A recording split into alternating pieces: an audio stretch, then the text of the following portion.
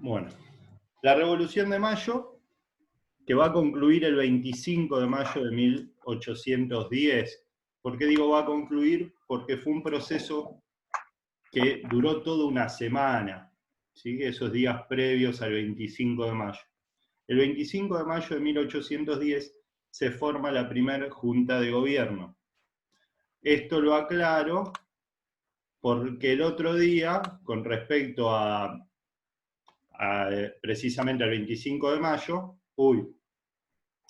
esta, con respecto al 25 de mayo, hubo quienes tuitearon, algunos políticos y empresarios, de hace 210 años declaramos la independencia, y la verdad que no sucedió eso. El 25 de mayo de 1810, lo que sucede es la formación de la primera Junta de Gobierno.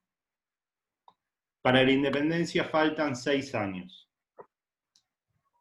Bien.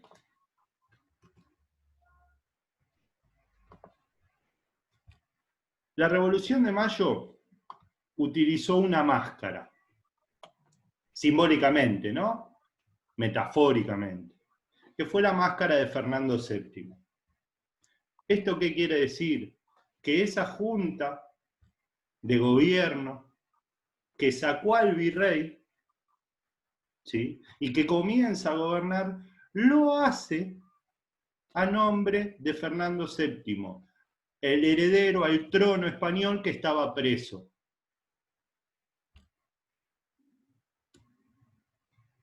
En otras palabras, ¿cómo podemos decir esto? Bueno, utilizan al rey o al próximo rey, al heredero al trono, a Fernando VII, como una máscara para evitar la reacción española, para evitar el confrontar, ir a la guerra con España.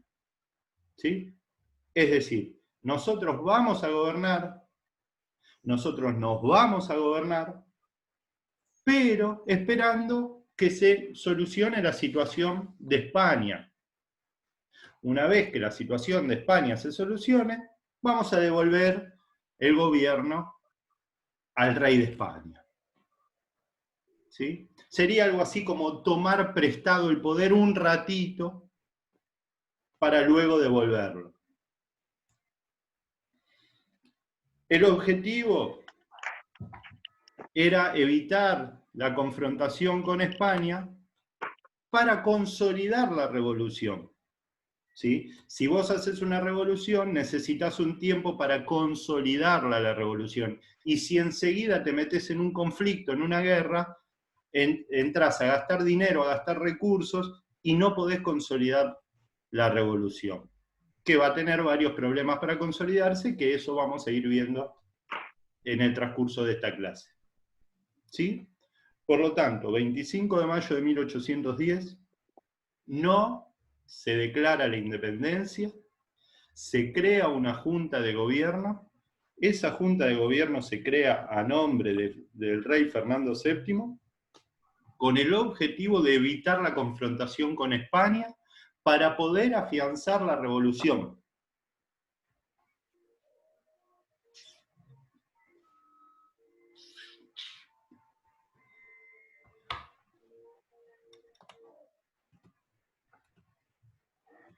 Bien, ¿qué grupos había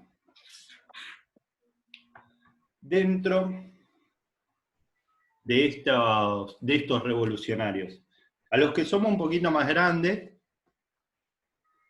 vamos a recordar en el año 2001, diciembre del 2001, cuando se decía que se vayan todos, que no quede ni uno solo. Vamos a recordar Profe. Piketty Cacerola, la lucha es una sola. ¿Sí, Franco? ¿Puedo decir algo de referencia con lo que usted está diciendo, lo del se vayan todos? Sí. Bueno, en ese año la gente estaba pidiendo que se vayan todos los funcionarios del gobierno de la Rúa, incluyendo él. Pero en realidad lo que yo no entendí del 2001 es cómo pudo gobernar un gobierno que no tendría que haber gobernado, o sea, el peronismo, porque no fue uno de la alianza. Eso es lo que no entiendo. Solamente es un comentario, nada más. Un Bien. comentario, profe. Ampliaríamos, buen comentario. que me encantaría poder responder ahora, Franco, pero estos 40 minutos nos cortan un poco el Se espacio. pasan volando. Pasan volando, pero muy bien, ¿sí? ¿Cómo termina la alianza y comienza a gobernar el peronismo? Sería la pregunta, o ¿por qué termina la alianza y comienza a gobernar el peronismo? Bien, hubo 5 presidentes en 10 días, ¿no? No fue que se terminó rápidamente en Duhalde. Hubo como toda una situación, pero no nos vamos a extender, Franco. Prometo cuando nos veamos personalmente, lo primero que hago es contestarte eso, te lo prometo. Levanto mi mano frente a esta cámara. Sí, igual era un comentario nada más, profe. Sí, está muy bien, muy acertado el comentario. ¿Qué quiero decir con eso en referencia al 2001? Que había consignas en común, pero había intereses distintos. No era el mismo interés que tenían las organizaciones piqueteras que los que caceroleaban por recuperar los ahorros, que los dirigentes del peronismo, que los dirigentes de la alianza. Había intereses detrás de una consigna común, ¿sí? Había intereses distintos. En este caso, en mayo de 1810, había algo que tenían en común, que era saquemos al virrey. Ahora, eso era lo que tenían en común, pero hacia el interior del movimiento revolucionario había divisiones. Y el después de saquemos al virrey, ¿sí? Era distinto según la concepción que tenía cada uno. Llegamos a un punto de acuerdo, tenemos que sacar al virrey, bien, lo sacamos, y ahí empiezan los conflictos internos para ver qué hacemos después, porque no todos pensaban lo mismo. Y había en principio 2 grandes bandos. Estaban los moderados, dentro de los moderados estaba Saavedra, que buscaban una instancia de conciliación con España, de no confrontar con la corona española y de realizar modificaciones económicas que avancen hacia el libre cambio, fundamentalmente comerciar con Inglaterra.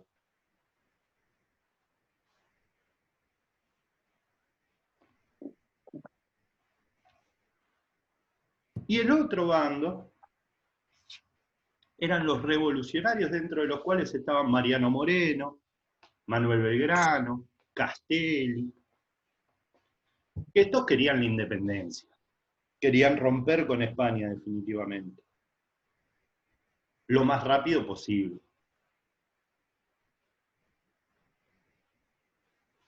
Como sabemos, la independencia se va a declarar 6 años después. Quiere decir que durante estos 6 años, el proceso que fue tomando la Revolución de Mayo tiene que ver con el gobierno de los moderados que con el gobierno de los revolucionarios. ¿Estamos bien? Sí, profe, perfecto. Bien. Sí. ¿Hay alguien que quiera entrar? Bien, seguimos. El primer conflicto, que es un conflicto que seguimos teniendo hasta el día de hoy, ¿sí? Es más, ahora voy a dar un ejemplo para que lo podamos pensar un poco. Profe, Eric acaba de poner algo en el chat de acá de la conferencia, dice, profe, se me trabó, no lo escuché. ¿Se le trabó? Sí, a Eric, lo acaba de poner recién. ¿No le salió? No estoy viendo el celu. Pero... Bueno, sigo. Lo primero que sucede con la Revolución de Mayo es una diferencia entre Buenos Aires y el interior, ¿sí? Los intereses que tenían los grupos dominantes en Buenos Aires no eran los mismos intereses que los grupos dominantes del interior. Por lo tanto, esta Revolución de Mayo, en principio lo que tenemos que decir también es que es una revolución porteña. Se da en Buenos Aires.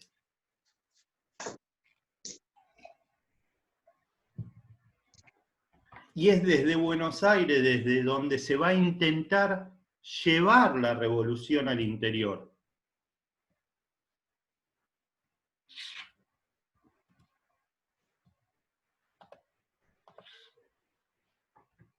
esto que voy a decir lo plantea Alberdi, que me parece muy interesante. Dice, con la Revolución de Mayo, nuestro territorio empieza a transitar un proceso de doble declaración de guerra.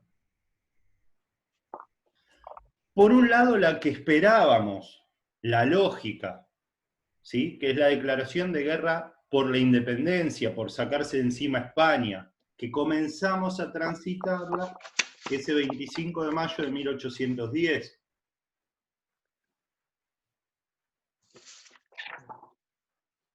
Pero por otro lado, esta Revolución de Mayo va a tener un efecto en principio inesperado, que es la guerra civil, la guerra hacia el interior de lo que serán las Provincias Unidas, la guerra entre los propios habitantes de las Provincias Unidas, la guerra entre Buenos Aires y el interior.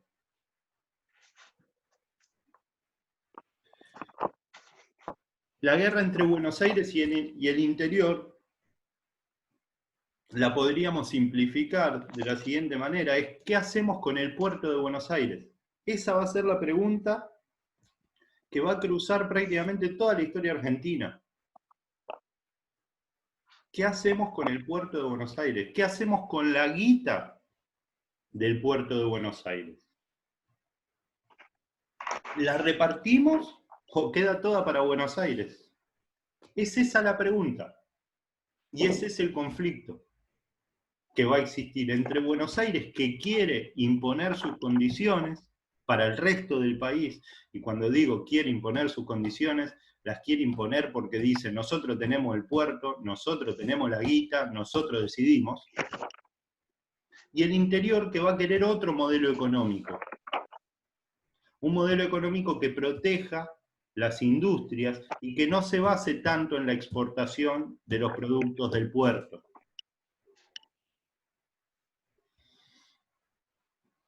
¿Me van siguiendo? Sí, profe. Sí, sí. Entonces, la Revolución de Mayo empieza a dar cuenta de eso que nosotros, seguramente en algún momento de nuestra trayectoria escolar, escuchamos como unitarios y federales. ¿Sí? Acá se empiezan a armar esos unitarios y federales. ¿Quiénes serán los unitarios? ¿Quiénes serán los federales? Tiene que ver con este conflicto o con esta declaración de guerra civil que se da a través de la Revolución de Mayo, o a partir, mejor dicho, de la Revolución de Mayo. Que, insisto, tiene que ver con quién pone las condiciones en esta nueva organización política. ¿Pondrá las condiciones Buenos Aires o respetará las decisiones del interior? La otra es más clara, es la lucha contra España, esa es clara, ¿sí? Nos tenemos que sacar de encima a España. Ahora, lo otro ya no es tan claro, porque es una pelea hacia el interior del territorio. ¿Y qué subyace, qué hay detrás de este conflicto? El modelo económico. Yo les dije que iba a hacer una relación. Nosotros en Argentina, y sobre todo los que vivimos en Buenos Aires, tendemos a pensar nuestra historia como qué es lo que pasa entre el primer cordón del conurbano bonaerense y la capital. El resto no existe, ¿no? Es más, hoy día algunos medios de comunicación hablan de lo mal que estamos administrando la pandemia, cuando en realidad más de un 80% del país está transitando ya una etapa de apertura. De la quinta fase. El problema, claro, en fase 5, fase 4, fase 5, el problema lo tenemos nosotros, pero ¿qué pasa? Tenemos esa tendencia a mirar lo que nos pasa a nosotros como, bueno, lo que le pasa a todo el país. ¿Sí? Si bien somos un montón de personas los que vivimos en el primer cordón del conurbano y capital federal, el país no se termina acá. Hay un país muchísimo más amplio. ¿Sí, Franco?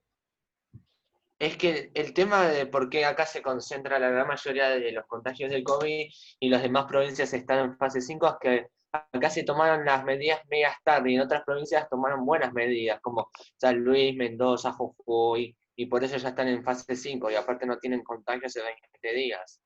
Sí, En y cambio, Buenos Aires, también, y también hay que tener en cuenta la cantidad de gente, ¿no? Somos muchos, pero que tiene que ver con esto que estoy hablando. Hago un comentario más y continúo.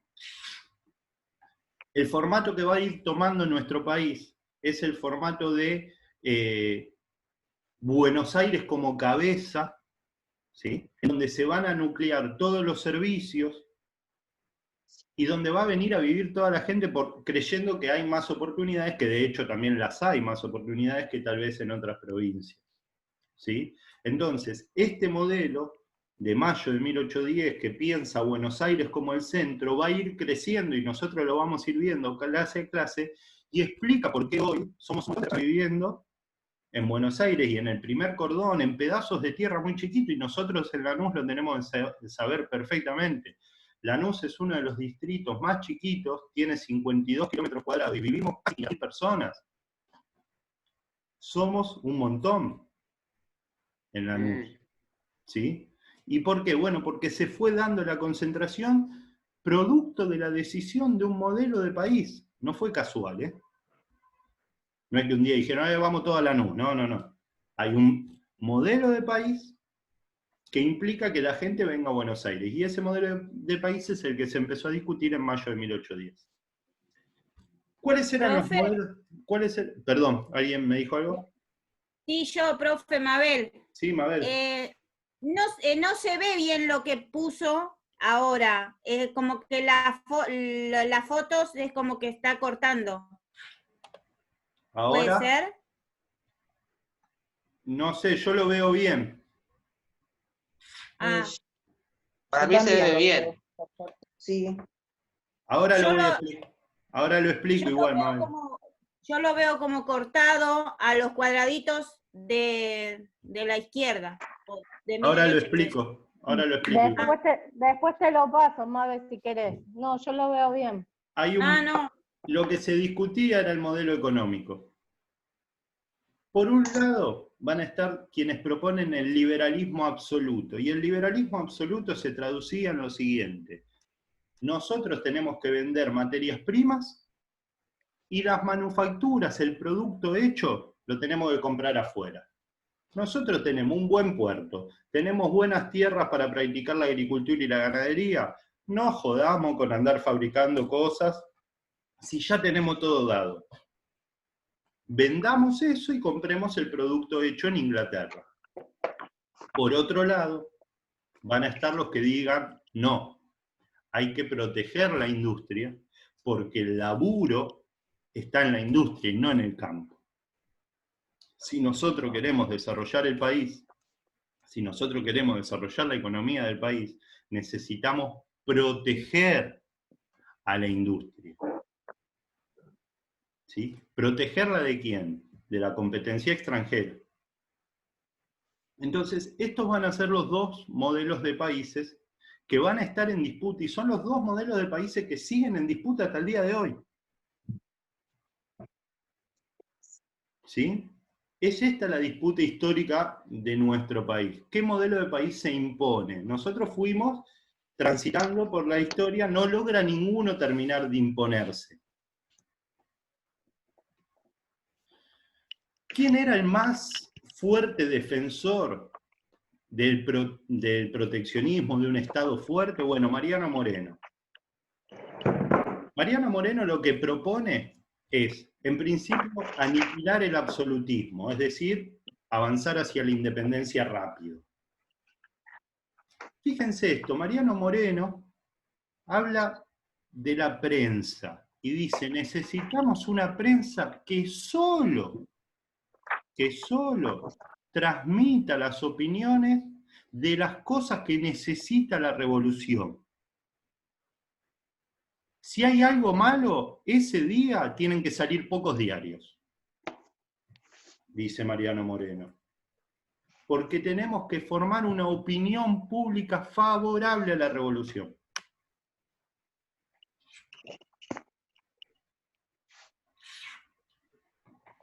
En lo económico, Moreno dice, es el Estado el que tiene que desarrollar las industrias. Necesitamos industrias para crecer. Y las tiene que desarrollar el Estado. Y entonces, ahí nos podemos hacer la pregunta que yo les hice cuando hablamos de revolución industrial y hablamos de la acumulación originaria. ¿De dónde sale la guita para desarrollar industria? Bueno, Inglaterra la sacó de la explotación de América. ¿Sí? Bueno, y Mariano Moreno no dice vamos a explotar Inglaterra, ¿no? Mariano Moreno dice tenemos que sacar la plata de donde está la plata. ¿Y quiénes son los que tienen la plata? Los dueños de las minas. Expropiemos las minas, cobremos altos impuestos a los ricos y de esa manera podremos financiar el Estado. Financiar el Estado para distribuir esa riqueza en función de armar industrias.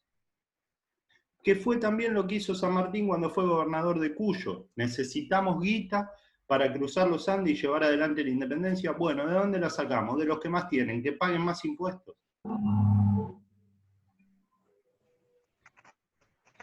Esta también es una disputa muy actual. Esta también es una disputa muy actual. ¿De dónde sacamos los recursos? Los recursos, la guita es escasa, no son infinitos los recursos. De algún lado tienen que salir. Bueno, en ese modelo de país que estamos peleando constantemente, hay una propuesta, que es la de Mariano Moreno, que normalmente es ocultada de la historia. Bien. Acá en nuestro territorio, y ya con esto vamos... ¿Sí? ¿Quién? Profe, Sí, Nahuel. ¿Podés explicar, profe, de nuevo lo anterior, que no lo entendí? Sí. sí, iba a decir eso también. Para desarrollar industrias, va a decir Mariano Moreno, para que el Estado desarrolle industrias, porque las industrias dan trabajo, y porque un país desarrollado tiene que tener industrias, necesitamos guita. Necesitamos guita. Entonces, ¿de dónde sale la guita? Inglaterra la sacó de los de impuestos, América. profe. ¿Cómo? De los impuestos sale Claro, Inglaterra plata. la sacó de América. Y Mariano Moreno lo que propone es lo siguiente, es cobremos el impuesto a los más ricos, a los dueños de las minas, y expropiemos las minas, saquémosle las minas y explotemos nosotros esas minas. Era un radical Mariano Moreno, pero un radical de quien quiere cambiar las cosas de raíz, no de la Unión Cívica Radical. Quien quiere cambiar No, nada que ver. Quien quiere cambiar las cosas de raíz. Sí, Nahuel, perdón. Sí, Nahuel, ¿se entendió ahora un poquito? Sí. Gracias. Sí, profe. Bueno, buenísimo.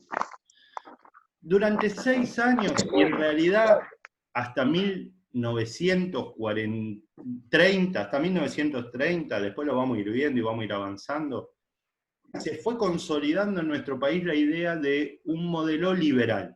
Vendemos materia prima, modelo económico liberal, ¿no? Vendemos materia prima y compramos el producto de afuera. ¿Cuál fue la industria que permitió esto en los primeros años de la Revolución? El saladero.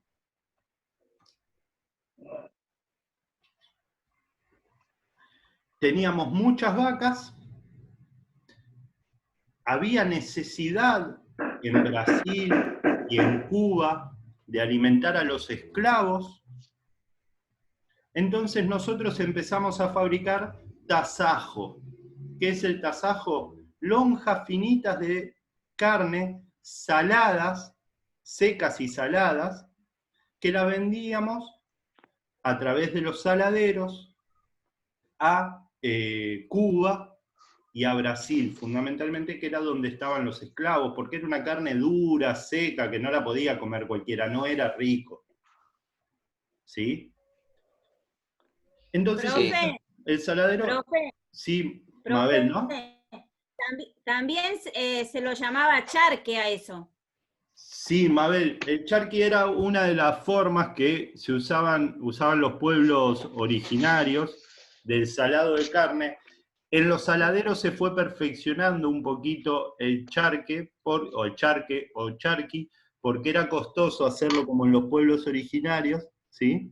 Se utilizaba mucha más sal, pero sí, la técnica es prácticamente la misma, que se fue modificando en los saladeros para hacerla más rentable. Ah, está bien. Está bien. Pero sí, la técnica es esa, es salar la carne. Sí, Mabel, muy bien, gracias. Entonces les decía, los saladeros van a ser esa industria que va a ir sosteniendo ese modelo económico. Nosotros lo que vendíamos acá no era ropa o productos elaborados, vendíamos una carne muy finita, salada, ¿sí? No había una gran producción industrial. ¿Estamos? Y tomé el saladero porque el saladero también es representativo de Buenos Aires y de su conflicto con el interior, porque los saladeros en su mayoría se ubicaban cerca del Río de la Plata. ¿Sí? De hecho, el primer saladero, o el segundo en realidad, el primero estuvo en la zona de Ensenada, el segundo saladero en Buenos Aires estuvo en Lanús. Fue el saladero Las Higueritas de Rosas. ¿Sí? En la calle Madariaga, al 900 aproximadamente. Allí funcionó un primer saladero que fue dando forma a una clase social vinculada al comercio de la exportación que se fue enriqueciendo y va a ir ocupando centros de poder.